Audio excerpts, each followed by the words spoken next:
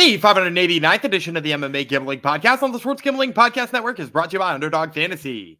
You can win up to 325 times your entry with their new Pick 8. Sign up today with promo code MMA SGPN to claim your special pick and first-time deposit offer of up to $250 in bonus cash. That's UnderdogFantasy.com, promo code MMA SGPN. We're also brought to you by Rhythm. Get the best data-driven props and picks from Rhythm. Claim your 7-day free trial today by going to sportsgamblingpodcast.com/rhythm.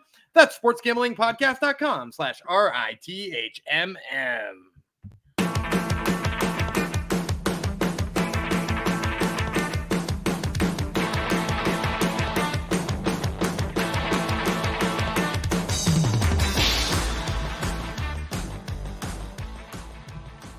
Howdy ho, DeGenerinos. Welcome to episode 589 of the MMA Gambling Podcast and the Sports Gambling Podcast Network. Who's it going to dedicate? Oh, to fathers, obviously. This is what Happy Father's Day to all the fathers out there. It's scary to think that a large portion of our degens that follow us actually are fathers to children, but I'm sure they are. So hopefully you're raising good little degens out there. Happy Father's Day to all. Thanks for coming to the show. I am Jeff Chalks Fox. This is a PFL episode. We're going to cram 3 regional event episodes in before we hit the hot stretch of UFC events coming up. We got the return of Khamzat this coming weekend, and then the weekend after that, the return of Conor McGregor. Nope. Things are really picking up in the UFC world. So we'll cover all that soon. But first, my co-host is twitching around for some reason. Let's bring him in now. It's Daniel Gumby-Rearland. Hello. Nope. And neither of them are ever fighting again. One of them has long COVID, which apparently is a thing, and then the other one has broken everything. So yes, I do have to say this. So I was first of all a skeptic. I heard all the rumors and everybody was looking at the Robert Whitaker tweet and saying, "Oh, what does this mean?" And everybody was saying, "Conor missed the press conference. What does this mean?" It did wind up meaning something, and I was a naysayer, so I'll admit that I was wrong on this one. But I will say the UFC did an exceptional job of filling these spots in. Yeah. Right. Because first of all, they got Robert Whitaker to agree to fight Ikram Aliskerov, which, on one hand, he's a similar stylistic matchup as Khamzat is. In fact, I think he's maybe a worse matchup for him than Khamzat is, for being completely honest. He's not going to get tired. He won't. He's not going to get like Khamzat will. He's not going to get tired, and he's got better striking than Khamzat. If we're just being straight up honest. Now, he might not be as good of a wrestler. He's probably better at jiu-jitsu and better at submissions and stuff like that. But, he might be a tougher matchup. And then they got Whitaker to agree to it. Then they didn't try to find some half-assed replacement for Michael Chandler. This very well could be Michael Chandler versus, I don't know, Matthews Gamrot in some sort of, BMF2 belt, the BMF2, the interim BMF belt. Yes, exactly. Wouldn't that be amazing? Oh, yeah, man, I love that so much. They could have pulled some shit like that, right? And it would have been terrible. Instead, they're like, let's just pull the whole plug. We'll pay Yuri and Paeta out the wazoo to get them in on this card. And then they put together a reasonable co-main event. They lost Jamal Hill. They got somebody else who can be a sacrificial lamb for Carlos Ulberg. It wound up working out. Yeah. I mean, pretty much as good as it could have considering the dropouts. Yeah, for sure. The hardcores in our Discord were more excited about this than definitely seeing Conor McGregor or Khamzat fight. So it is long COVID. That's the issue. I mean, they keep saying every single time he gets close to a fight camp and he ramps his cardio up that he has to be hospitalized.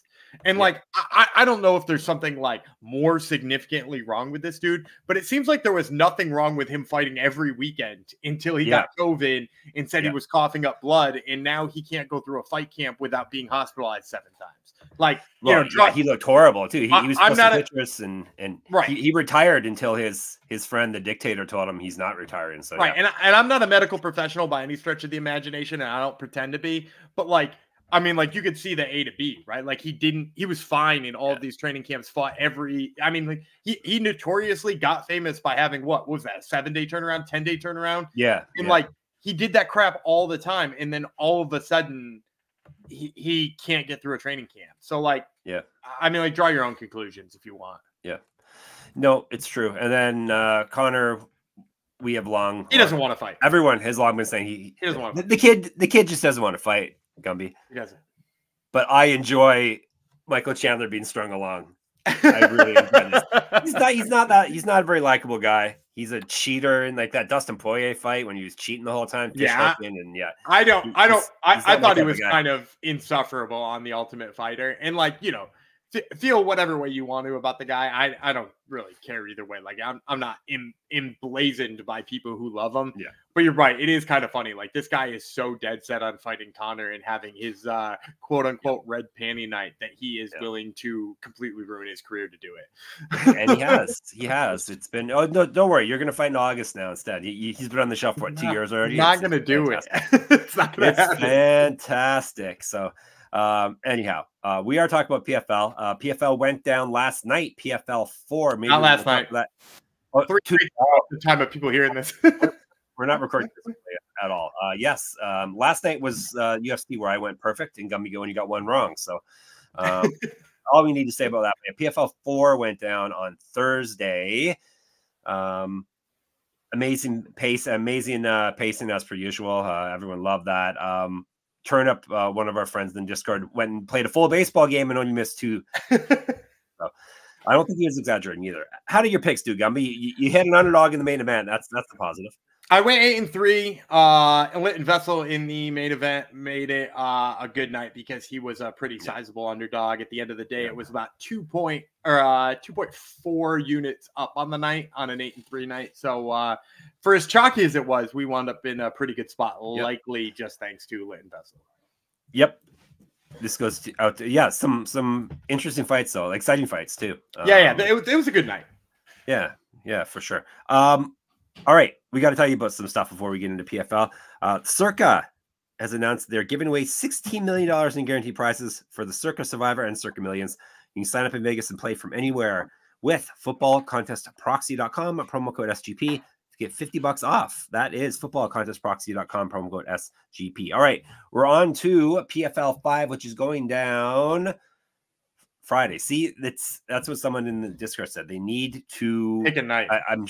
Pick a night. I'm sure it's not PFL's choice. It's the broadcaster, ESPN. But yeah, it's like pick a weeknight, preferably. Pick Thursday and say that's your night. And you're on every Thursday when your seasons are running. Like instead, we're Friday this week. And it's 6 p.m. start time Eastern, Salt Lake City, Utah is where it is going down.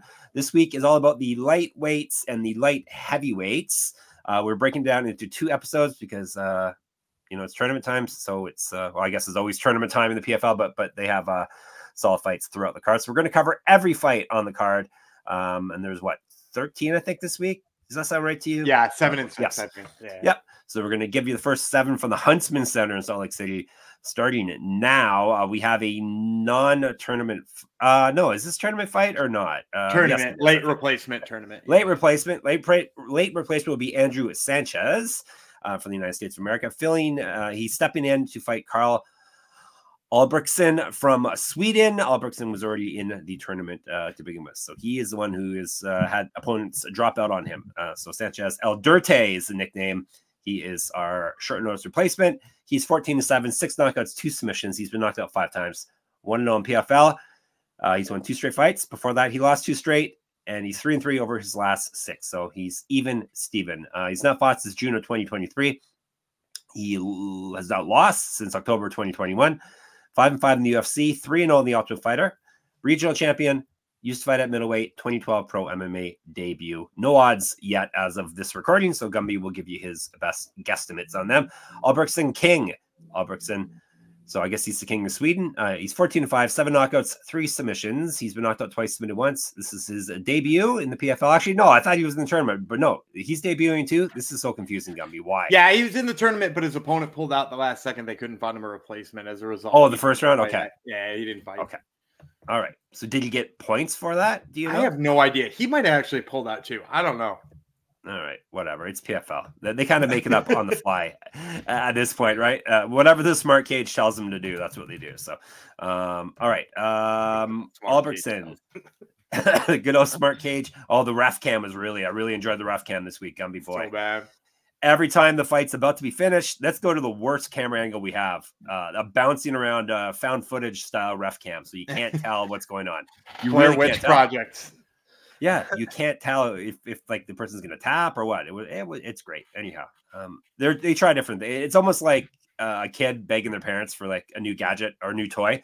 Then when they get it, like, oh, this sucks, but then they have to play with it because the parents made them. So that's the PFL with their smart cage and with their stats and with their rough cam, and they have some ghost cam. Yeah, that's them.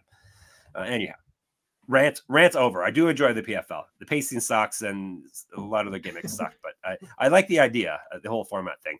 All right.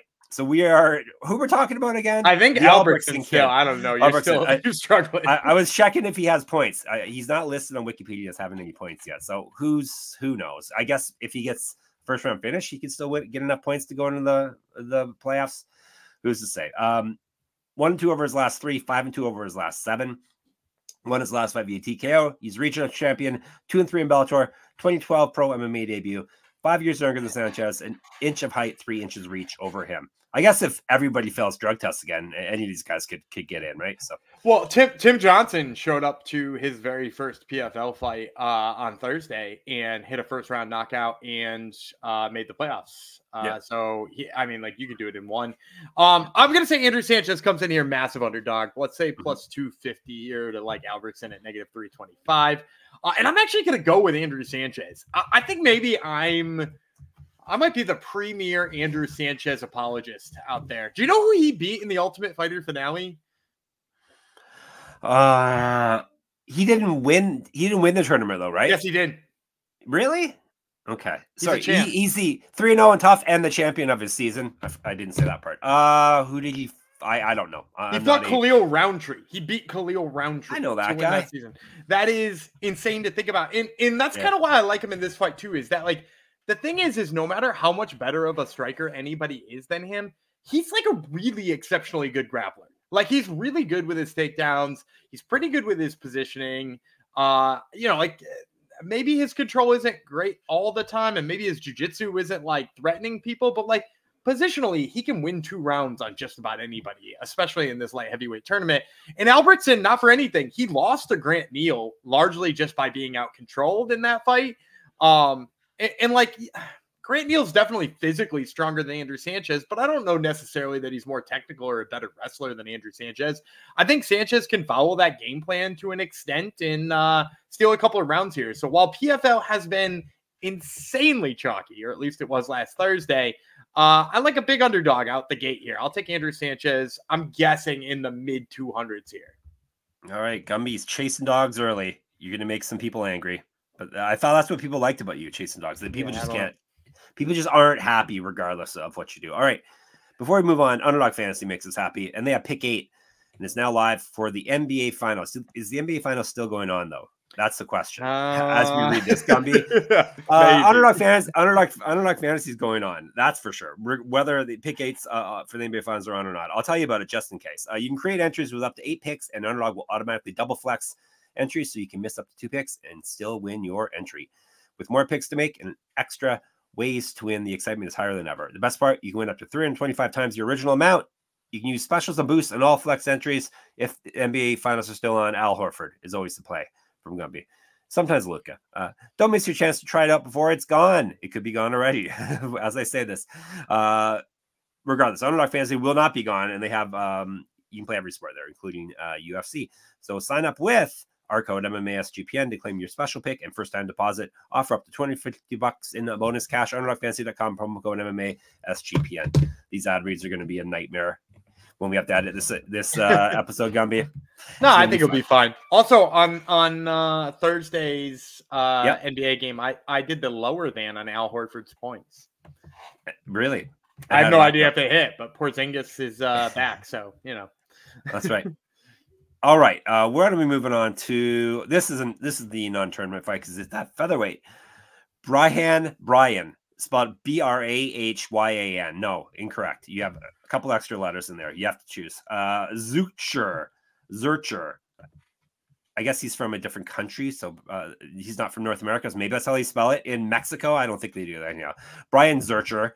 He is a featherweight. He is up against Julian Ruiz, from the United States of America. This is 3 5-minute rounds at 145 pounds. Ruiz is Aztec warrior, yet he's not the one from Mexico. Interesting, eh?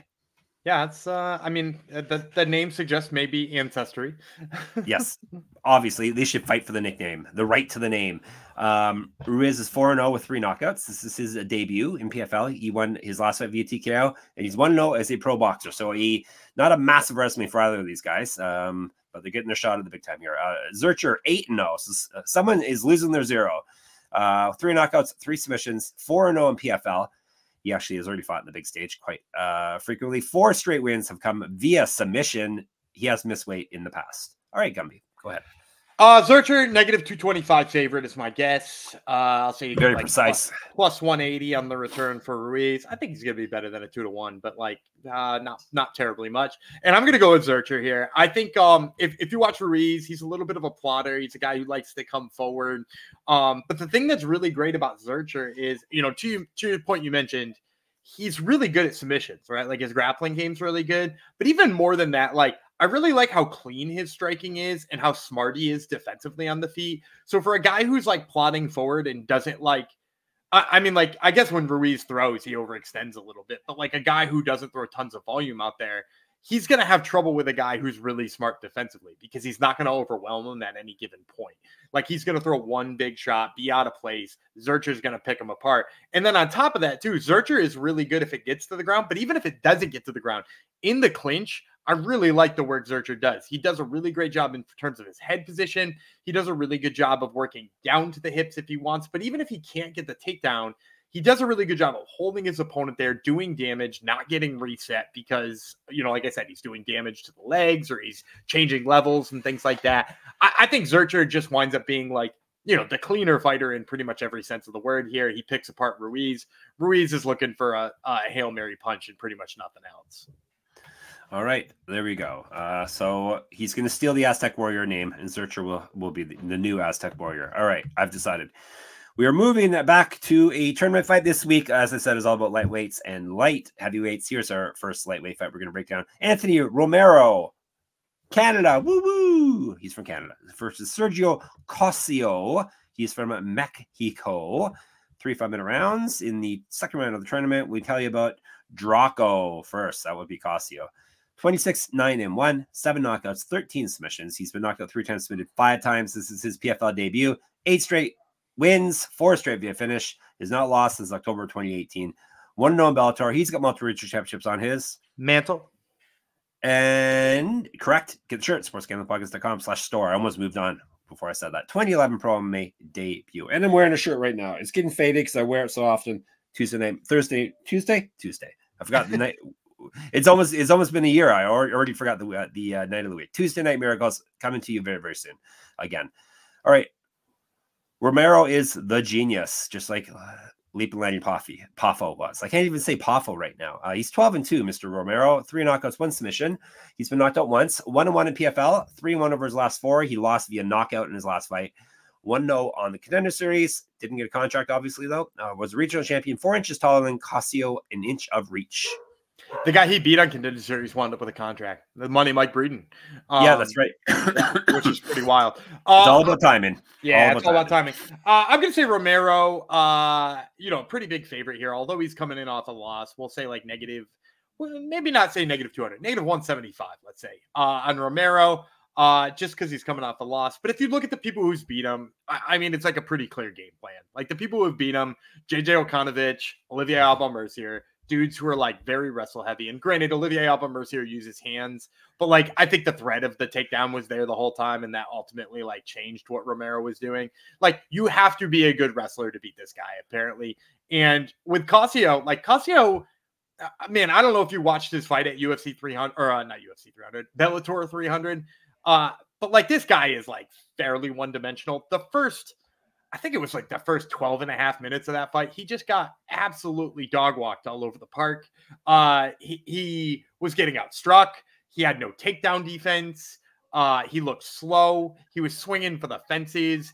And then by some miracle at the end of the fight, he winds up with a mounted triangle and finishes the fight and like winds up in a position where they give him a fight against Anthony Romero here. But it was just like a lesser fighter letting him off the hook after beating the crap out of him for the better part of 3 rounds. Man, I think Romero's better everywhere. I mean, like, he's not going to try to grapple. He's just going to pick him apart on the feet. Pretty much all he has to do, similar to what I said about the Ruiz Zurcher fight, is like avoid the big bomb, and he's going to pick him apart. Romero continues to be like one of the guys I think the UFC kind of whiffed on, because apart from, like I said, being out wrestled twice, he's looked sensational in terms of his hands. He's very fast, good knockout power. And I think he's got all the advantages in the world here against Cossio. All right, what was the number again? Minus... I said -175, but that's just because Romero's coming off a loss and Cossio's coming off of a finish. But like if it came in at -300, like I think that's probably where it should be lined. Wouldn't totally shock me either. Let's go with another Canadian in the lightweight division, Michael Dufort. He is up against Adam Piccolotti. 3 5-minute rounds. We'll talk about Piccolotti first. He's the bomb. He's 14-6, 2 knockouts, 7 submissions. He's been knocked out once, submitted twice. 0-1 in PFL. We got a pattern. We used to have patterns nonstop. It's very rare now, though. Loss, win, loss, win, loss, win, loss. Over his last 7 fights, I guess that would be. Got knocked out in his last fight. Went 10-5 in Bellator. Was a regional champion. 2013 Pro MMA debut. And he's 3 inches taller than Dufort. Dufort is the Canadian badass. He took that name from Olivier Aubin Mercier. Not Mercier, as you said, Gumby. I stopped listening after I heard you say Mercier, but Mercier. He's 13-4. This badass is Dufort, too, I'm sure. 13-4, 2 knockouts, 10 submissions, never been finished in any fight. 2-0 PFL. He's won 5 straight in 7 of his last 8. 3 straight wins have come via submission. He's a regional champion. Used to fight at featherweight and welterweight. 2012 Pro MMA debut. 6 years younger than Piccolotti. 4 inches of reach on him. All right. Yeah, I'm going to say Dufort -250, probably. Wouldn't surprise me to be even higher. And I'm obviously going with him here too. I don't mean to keep reducing fighters to like a very simple game plan, but like if Piccolotti can't be the better wrestler in a fight, he's done. Like the guys he's beaten recently, he beat Georgi Kiarkian, who like sometimes gives up positions a little bit too easily. And then I'm pretty sure, was it Rat Garbage he beat too? Mandel Nalo, another Canadian. Rat Garbage. So I think Rat Garbage is the other one he beat. But like then anybody who stuffs his takedowns largely has a pretty easy time with him on the feet. And like, look, I don't know how Michael Dufort isn't main eventing this card after what he did to Mads Burnell in that first fight. Like he looked amazing on the feet, just put shots together. On top of that, like his wrestling is really top notch. Not only did he like outwork Mads Burnell that way, but like he did the same thing to Joe Giannetti, where he made Joe Giannetti look like he had never grappled before. And that's like what Giannetti is best at. So, you know, I think Dufort here has an advantage in pretty much every way. He's going to go get that submission, I think, probably pretty easily. And then we're going to see him, I mean, in the playoffs at the very least. I think he's the favorite to probably win this whole thing. Oh, really? Back-to-back Canadians for you, too. You're turning over a new leaf here. You're not fading the Canadians. You think Dufort's that good, though? I really do. Like, when I watched him fight Giannetti, first of all, I was like, this kid might have what it takes to beat Giannetti, but he's like going on to Giannetti's territory. Like it was a Cage Titans fight. And I was like, you know, it's tough to go into Plymouth and beat Giannetti. Like that's not easy. And he made it look so incredibly easy. And he beat him at his own game. And then to come out there and do what he did to Mads Burnell. And I have like immense respect for Mads Burnell. When he came to the UFC, I was like, this is a dude. And Dufort has made both of those guys look like they've never fought before. And now he's going to get Piccolotti, and like, you know, just let's look through this lightweight division. You know, you got, you know, the next fight we're going to talk about. I think there's a sleeper in there. And then we're talking to like Brett Primus and the worst Pitbull brother.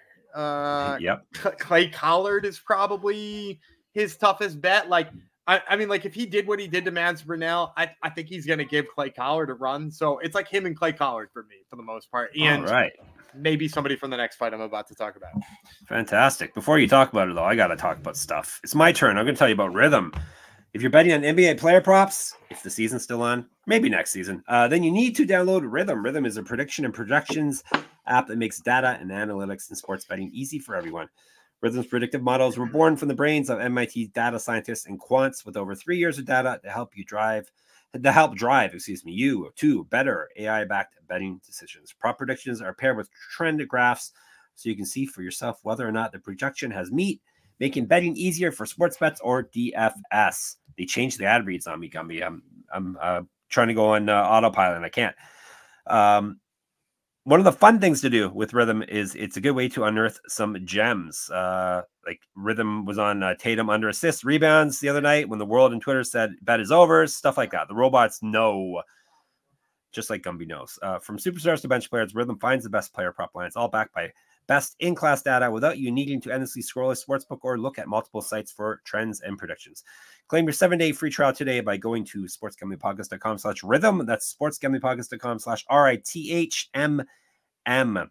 And Game Time, if you're looking for last-minute tickets for any kind of event, Game Time takes the stress out of it for you. And they are now the authorized ticket marketplace of Major League Baseball, which makes getting tickets even faster and easier. Prices on the Game Time app actually go down the closer it gets to the first pitch. With killer last-minute deals, all-in prices of views from your seat, and their lowest price guarantee, Game Time takes guesswork out of buying MLB tickets. They got last-minute ticket deals. Actually, you can save up to 60% off of buying last-minute tickets for sports, concerts, comedy, theater, MMA. They got it all there. They have flash deals, zone deals, all that stuff's there. So check it out. Take the guesswork out of buying tickets with Game Time. Download the Game Time app, create an account, and use our code CFBX for $20 off your first purchase. Terms apply. Again, create an account and redeem our code CFBX for $20 off. Download the Game Time app today. Last-minute tickets, lowest price guaranteed. All right, we're moving on to the aforementioned next fight the companies talk about. They're really loading up all the lightweights at the bottom of the card here. Gotta have the big sloppy fatties on the main card, big sloppy light heavyweights. Gadzhi Rabadanov from Russia versus Elvin Espinoza. Where is he from, Gumby? Where does that flag? Argentina. Nicaragua. Oh, Nicaragua. My bad. General area still, right? Kind of. No, not really. it's south from both of us. How's that? All right, Espinoza, 10-0, 4 knockouts, 4 submissions, 5-0 in PFL. He won his last fight via knockout. He's got 2 inches of reach on Rabadanov. 21-10 with 1 draw, 6 knockouts, 5 submissions. He's been knocked out twice, submitted once. 2-0 in PFL. He's won 7 straight fights. He's not lost since December 2020. Went 5-0 in Bellator. Used to fight at featherweight. Regional champion, 2013 pro MMA debut. I'm going to say Rabadanov, between the experience, the last name, all that kind of stuff. We're going to say a big favorite. We'll say like -200. Espinoza +175 on the return. And I'm all about Espinoza in this fight. I think Espinoza is, with outside of Clay Collard and Michael Dufort, probably the dark horse in this lightweight division because of just how good he is in terms of wrestling. So many people are going to see fighter from Nicaragua, fighter from Russia in a fight and be like, well, the Russian is going to wrestle. Clearly, it could not be more incorrect to assume that that's what's going to happen in this fight. Espinoza is an exceptionally good grappler. First of all, he's coming off of a flying knee knockout of Piccolotti, the aforementioned Piccolotti. And to my point, like Piccolotti's not beating anybody who's able to, counter his wrestling. But also, like, if you want to go back, he fought Therabertovic back when he was fighting in Bellator. And he just absolutely out-wrestled that dude in every turn. And, like, with intent, it was clear that that's what he wanted to do, and he still couldn't stop him. And Rabadanov is like, he's, again, a Russian, and we assume that means good wrestling, but he doesn't really have any interest in wrestling. Like, his whole game plan is to strike from distance and to try to land big blows. I think Espinoza is a touch faster than him, and I think the intent of bringing this game to the mat, whether he lands the takedowns enough to win rounds that way or not, I think it's enough to change the tenor of the game and to make Rabadanov, like a little bit more tentative, a little bit less willing to throw. It's going to give Espinoza all kinds of advantages. So I'm going to say Elvin Espinoza, probably one of the few dogs on this card that I will like. I assume he will come in as a dog here because of the record. And we talk about the OV rub. This is a perfect example of the OV rub here. And I'll take Espinoza up against it. You can't pick a guy with bad in his last name either, right? It says right in his name that he's bad. It says bad. You got it. You nailed it. That's the type of analysis people pay for. Exactly. It's not saying good. Rabagoodov. Anyhow, let's move on. I'm gonna kill that joke as dads. Rabagoodov should be your. Should be the. Yeah. the name of the show. Yeah. Okay, you got it. I figure it's Father's Day. I should do some dad jokes, correct? That's correct. Yeah. That's what people are here for. Yeah, that will be a. I'll figure out how to spell it in a second after I break down the next fight for you. We're finally doing a light heavyweight fight. Why is this man on the? Why are both these guys on the prelims? Actually, Sadibou Sy from Sweden, Tom Breese from the UK. 3 5-minute rounds, 205 pounds. Breeze, 18-5, 5 knockouts, 12 submissions. He's been knocked out 3 times, submitted once. 1-1 in PFL, 3-1 over his last 4. Lost the last fight via TKO. He's got multiple regional championships on his mantle. Correct. Get this shirt, sportsgamblingpodcast.com/store. Get sticky with it. Used to fight at middleweight and welterweight, 5-3 in the UFC, 2010 pro MMA debut, 5 years younger than Sy. Sy is the Swedish Denzel Washington. That's what it says. He's 16-8-2 with 1 no contest, 8 knockouts. He's been knocked out 3 times, submitted twice. 10-6-2 with 1 no contest in the PFL, and he's the current champion. He won middleweight, right? Last year? No. This is 2 years welterweight. Ago. 2 years ago. Welterweight. Yeah. Not last year, because last year he lost to Magomed Karamov. Right. Yep. A middleweight. No, actually, it was welterweight. He's moved up 2 weight classes. I remember that. He's lost 2 straight fights. Before that, he won 7 straight. The last 2 losses have come via finish as well. Like I said, used to fight at welterweight. 2013 pro MMA debut. Multiple-time world champion in kickboxing. A gold medalist in Muay Thai. 7 inches reach over Breeze. And if I got anything wrong, someone on YouTube will let us know anyhow. So yeah, well, I want to first pump the brakes on him being finished twice in a row, because he was technically finished by Josh Silveira last fight. But it was because Silveira, I want to say it was a kick Silveira threw. He blocked it and dislocated his thumb, or dislocated one of his fingers or something like that. You should have stronger fingers, Gumby. Yeah, they had to stop the fight. It was like a real weird thing. And like, did I think necessarily he was going to beat Josh Silveira? I don't know. We'll talk about Josh Silveira on tomorrow's episode. But like, you know, I would have liked to at least see that fight. As for this fight, you know, to the point you mentioned, Sadibou Sy, pretty well-rounded for a guy with the kickboxing background he has. Like, I don't necessarily expect him to go to the grappling, especially with Tom Breese, who is, you know, pretty damn good grappler for all intents and purposes. But like the kickboxing advantage here should just be too much for Tom Breese, right? And I mentioned it last time Tom Breese fights, and I'm not trying to rag on the guy, but like, he quits. It's like very obvious he quits it. That's your thing now. That's your thing. You're always calling people up for it. But this isn't. So maybe I'm too quick on that trigger figure. But like, Tom Breese is also a guy who is openly said, and I don't want to use this in a handicap because it's like kind of cruel to do so, but is openly said there's been multiple times in the back he's not wanted to come out for a fight. Once or twice he has actually not come out for the fight, and like, that needs to be part of your handicap if this is what you're doing, right? And like, when you watch his last fight, he got hit a couple of times and you're like, oh, that dude doesn't want to be in there anymore. Like, he looks tentative. He looks uncomfortable. And I think when you put him in there against another kickboxer again, like doing that to him a second time, like, I can't not think that that's what he's going to do again. So I imagine, I don't know, Sy coming off of back-to-back losses, maybe you get him at a halfway decent price. Maybe you get him in the high negative 100s. He ought to be negative 300 or negative 400 in this fight, in my opinion. But like, if you can get him lower than that, great. I will say the books will put him at negative 250. All right. We're getting a deal on the Swedish Denzel Washington. All right. Hopefully he strengthened his fingers since last fight, though. All right. We're going to move on to the main event of the prelims. Excuse me. It is lightweight. Brent Primus, excuse me, versus Solomon Renfro, a fighter we talked American Solomon Renfro.